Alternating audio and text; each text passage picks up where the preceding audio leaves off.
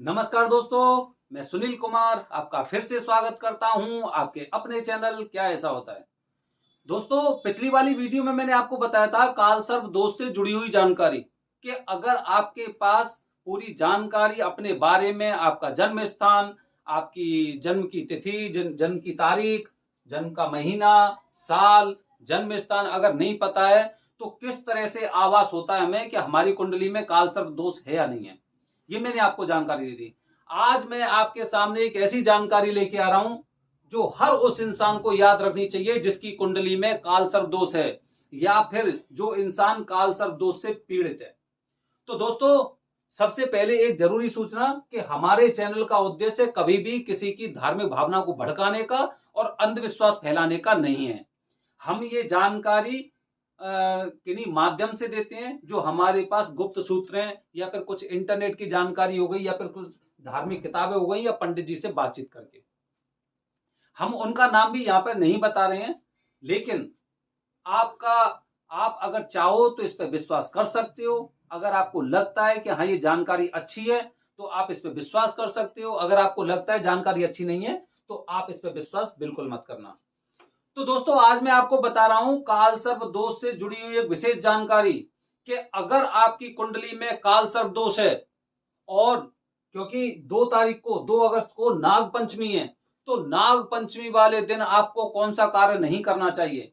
और नाग पंचमी ही नहीं बल्कि पूरे सावन के महीने में खासकर जो कृष्ण पक्ष होता है उसमें आपको जो कार्य नहीं करने चाहिए, लेकिन विशेष रूप से नाग पंचमी वाले दिन, क्योंकि वो एक विशेष दिन होता है सावन के महीने का। तो कौन सा कार्य नहीं करना चाहिए दोस्तों? सबसे पहले, क्योंकि नाग पंचमी और दूसरी बात काल सर्प दोष, सर्प सर्प और नाग दोनों एक ही चीज है, तो हम इन दोनों वाक्यों को जोड़ सकते हैं। नाग पंचमी वाले दिन काल सर्प दोष से पीड़ित जो लोग हैं उनको ये कार्य नहीं करने चाहिए। पहला कार्य ऐसे वो लोग जो ज्यादातर खेत और खलिहान में कार्य करते हैं, क्योंकि बरसात का समय होता है और उनके बिलों में पानी भर जाता है जिससे वो सांप बाहर निकल के आते हैं।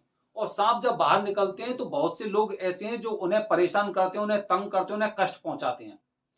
अगर आप भी ऐसा कार्य कर रहे हो तो ये आपके लिए बहुत ही ज्यादा अशुभ सूचक है कि आपको इस दौरान और खेत खलिहान में कार्य करने से बचना चाहिए।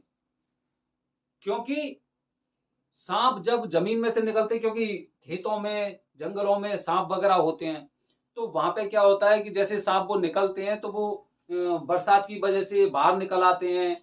तो इसकी वजह से क्या होता है कि वो पहले से ही परेशान होते हैं, क्योंकि उनके घरों में पहले से ही पानी भर चुका होता है।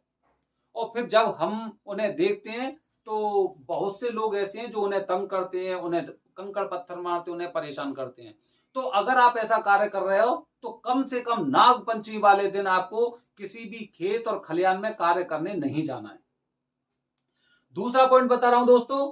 दूसरा, अगर आप जंगल में कार्य करते हो, किसी जंगल में कार्य कर रहे हो या फिर लकड़ी काटने का काम कर रहे हो, तो आपको पेड़ पौधों को भी इस दौरान नहीं काटना चाहिए। खासकर जो नाग पंचमी का दिन होता है, नाग पंचमी वाले दिन किसी भी पेड़ को नहीं काटना चाहिए। किसी भी पेड़ को नहीं काटना चाहिए, चाहे आप जंगल में कार्य कर रहे हो या फिर कहीं पे भी काम कर रहे हो या फिर आप माली भी हो, फिर भी उस दिन आपको किसी भी पेड़ पौधे की कटाई नहीं करनी चाहिए।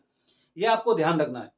अगला पॉइंट बता रहा हूं दोस्तों। नाग पंचमी वाले दिन कभी भी किसी भी धारदार हथियार का इस्तेमाल नहीं करना चाहिए।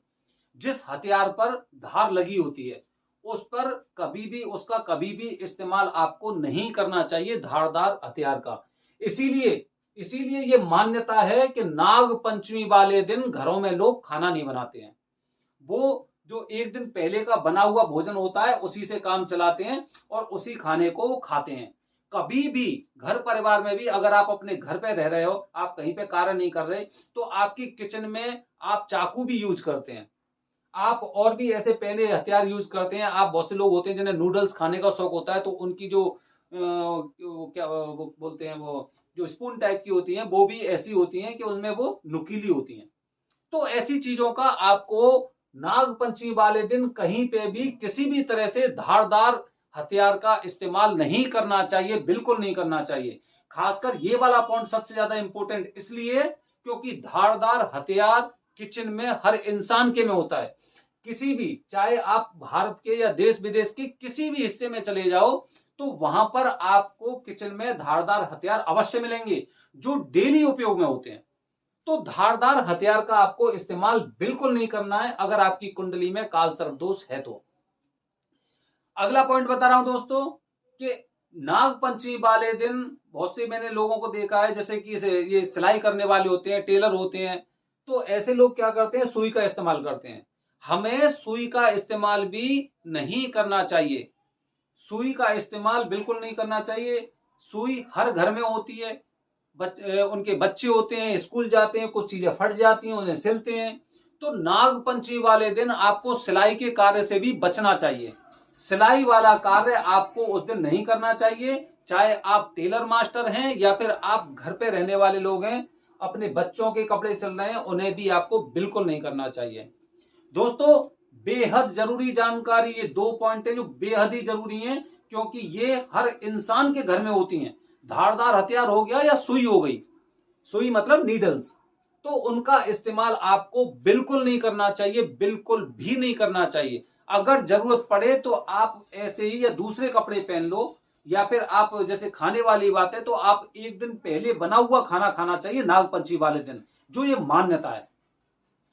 तो इसीलिए आपको इन कार्यों से बचना चाहिए। अगला जो सबसे महत्वपूर्ण पॉइंट है, वो महत्वपूर्ण पॉइंट ये है कि आपने देखा होगा नाग पंचमी वाले दिन काफी लोग ऐसे होते हैं जो नाग को लेके उसमें और लेके आते हैं और लोगों से पैसे मांगते हैं, आपने देखा होगा।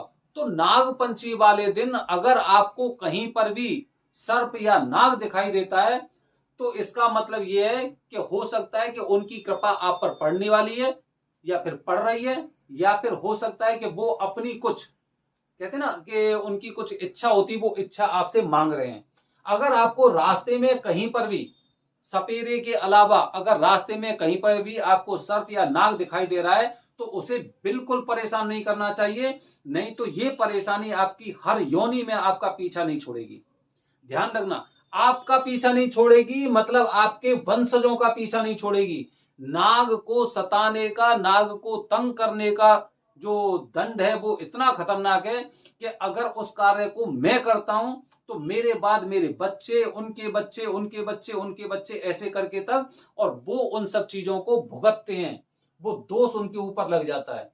तो नाग पंचमी वाले दिन कभी भी किसी भी नाग या सर्प को परेशान नहीं करना चाहिए, बिल्कुल परेशान नहीं करना चाहिए। अगर आपको दिखाई दे रहा है आप उसकी हेल्प कर सकते हैं, कुछ खाने को पीने को दे सकते हैं, वो आप दे सकते हैं, लेकिन तंग नहीं करना है आपको। और अगर आपको कुछ ऐसे सपेरे मिलते हैं जो नाग वगैरह लेके चल रहे हैं, नाग उनके साथ होता है, वो दर्शन करा रहे हैं, उन्हें दूध पिला रहे हैं, कुछ भी कर रहे हैं, तो आप अगर कुछ नहीं हो सकता तो उन्हें कुछ एक छोटी सी दक्षिणा दे सकते हैं, उनके हाथ वगैरह जोड़ सकते हैं, उनसे अपने अपराधों की क्षमा मांग सकते हैं। बहुत ही बेहद ही जरूरी जानकारी है, ये ध्यान रखना, क्योंकि 2 अगस्त की नाग पंचमी है, और नाग पंचमी को हमें कौन कौन से कार्य नहीं करने चाहिए ये कार्य मैंने आपको बताए हैं। कहीं पर भी आपको कितने भी सपेरे मिल जाएं, नाग वाले मिल जाएं, मैं आपसे गुजारिश करता हूं कि उन्हें कुछ पैसे 2, 4, 5, 10 रुपए देकर और उनसे आशीर्वाद लेना चाहिए, क्योंकि उन्होंने नाग देवता के साक्षात आपको दर्शन कराए हैं, और नाग पंचमी है, और हो सकता है आपकी कुंडली में काल सर्प दोष है, तो उससे उन्हें मुक्ति मिलती है। तो दोस्तों ये मैंने आपको जानकारी दी, जो कार्य आपको भूल कर भी नाग पंचमी वाले दिन नहीं करना चाहिए, नहीं तो हर योनि में आपको ये समस्याएं भुगतनी पड़ेंगी। धन्यवाद दोस्तों। आगे के वीडियो में मैं काल सर्प दोष से जुड़ी या नाग पंचमी से जुड़ी एक बेहद ही जरूरी जानकारी लेके आऊंगा। आप बने रहिए हमारे चैनल से, लोगों के साथ शेयर करिए, लाइक करिए, सब्सक्राइब करिए। धन्यवाद दोस्तों। जय हिंद, जय भारत, हर हर महादेव।